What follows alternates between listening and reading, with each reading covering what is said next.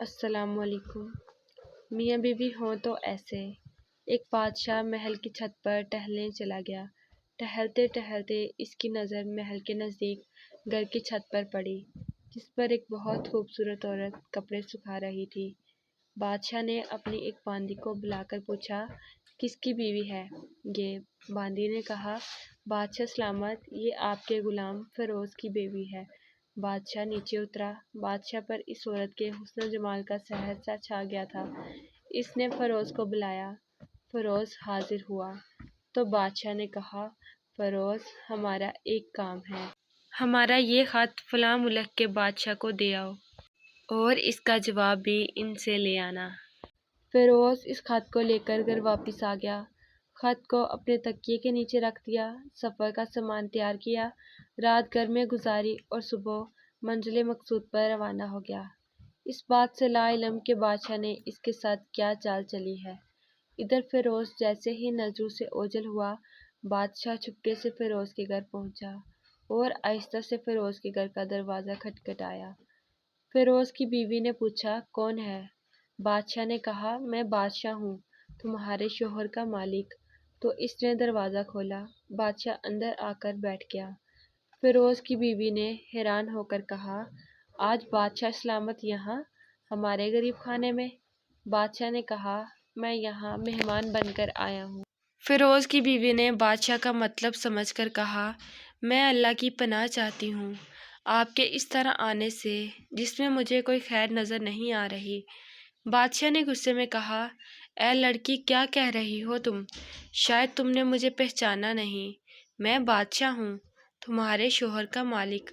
فیروز کی بیوی نے کہا، بادشاہ سلامت، میں جانتی ہوں کہ آپ ہی بادشاہ ہیں، لیکن بزرگ کہہ گئے ہیں، شیر کو اگرچہ جتنی بھی تیز بھوک لگی ہو، لیکن وہ مردار تو نہیں کھانا شروع کر دیتا۔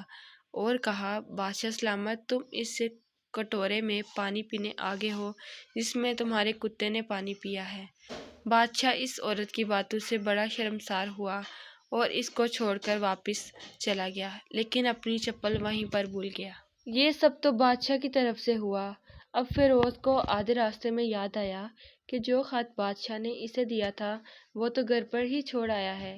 اس نے گھوڑے کو تیزی سے واپس موڑا اور اپنے گھر کی طرف لپکا۔ فیروز اپنے گھر پہنچا تو تکیے کے نیچے سے خط نکالتے وقت اس کی نظر پلنگ کے نیچے پڑے بادشاہ کے چپل پر پڑی، جو وہ جلدی میں بھول گیا تھا۔ فیروز کا سر چکرا کر رہ گیا اور وہ سمجھ گیا کہ بادشاہ نے اس کو سفر پر صرف اس لیے بھیجا تھا تاکہ وہ اپنا مطلب پورا کر سکے۔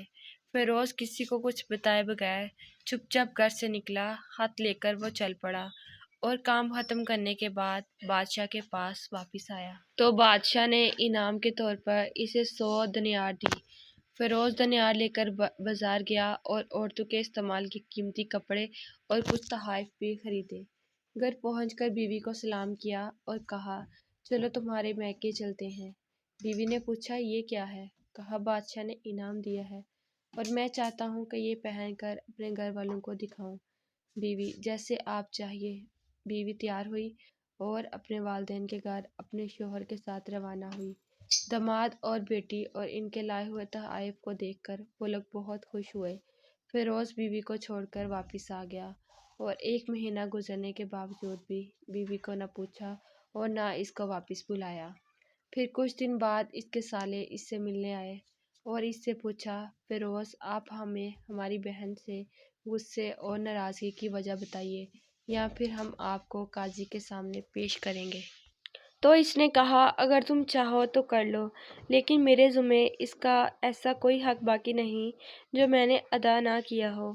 وہ لوگ اپنا کیس قاضی کے پاس لے گئے تو قاضی نے فیروز کو بلایا۔ قاضی اس وقت بادشاہ کے پاس بیٹھا ہوا تھا۔ لڑکی کے بھائیوں نے کہا، اللہ بادشاہ سلامت اور قاضی القضات کو قائم دائم رکھے۔ قاضی صاحب، ہم نے ایک سرسبز باغ، درخت پھلوں سے بھرا ہوا اور ساتھ میں میٹھے پانی کا کنواں اس شخص کے حوالے میں دیا تو اس شخص نے ہمارا باغ اجاڑ دیا، سارے پھل کھا لیے، درخت کاٹ لیے اور کنویں کو خراب کر کر بند کر دیا۔ قاضی فیروز کی طرف متوجہ ہو کر پوچھا، ہاں تو لڑکے تم کیا کہتے ہو اس بارے میں؟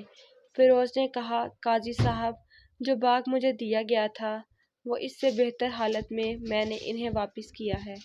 قاضی نے پوچھا، کیا اس نے باغ تمہارے حوالے ویسی ہی حالت میں واپس کیا ہے جیسے پہلے تھا؟ انہوں نے کہا، ہاں ویسے ہی حالت میں واپس کیا ہے، لیکن ہم اس باغ سے واپس کرنے کی وجہ پوچھنا چاہتے ہیں۔ قاضی، ہاں فیروز، تم کیا کہنا چاہتے ہو اس بارے میں؟ فیروز نے کہا، قاضی صاحب، میں نے باغ کسی بغض یا نفرت کی وجہ سے نہیں چھوڑا، بلکہ اس لیے چھوڑا کہ ایک دن میں باغ میں آیا تو اس میں نے شیر کے پنجوں کے نشان دیکھے، تو مجھے بہت خوف ہوا کہ شیر مجھے کھا جائے گا۔ اس لیے شیر کے اکرام کی وجہ سے میں نے باغ میں جانا بند کر دیا۔ بادشاہ جو ٹیک لگائے یہ سب کچھ سن رہا تھا اور اٹھ کر بیٹھ گیا اور کہا، فیروز، اپنے باغ کی طرح امن اور مطمئن ہو کر جاؤ۔ واللہ اس میں کوئی شک نہیں کہ شیر تمہارے باغ آیا تھا، لیکن وہاں پر نہ تو کوئی اثر چھوڑ سکا، نہ کوئی پتا توڑ سکا اور نہ ہی کوئی پھل کھا سکا۔ وہ وہاں پر تھوڑی دیر رہا اور مایوس ہو کر لوٹ گیا، اور خدا کی قسم میں نے کبھی تمہارے جیسے باغ کے گرد لگے مضبوط دیواریں نہیں دیکھی۔ تو فیروز اپنے گھر لوٹ آیا اور اپنی بیوی کو بھی واپس لے آیا۔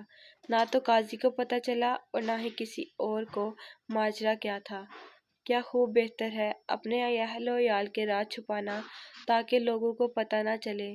اپنے گھروں کے بید کسی پر ظاہر نہ ہونے دو۔ اللہ آپ لوگوں کی زندگی خوشیوں سے بھر دے، آپ کو اور آپ کے اہل عیال کو، آپ کے مال کو اپنے حفظ و امان میں رکھے۔ آمین۔ جزاک اللہ۔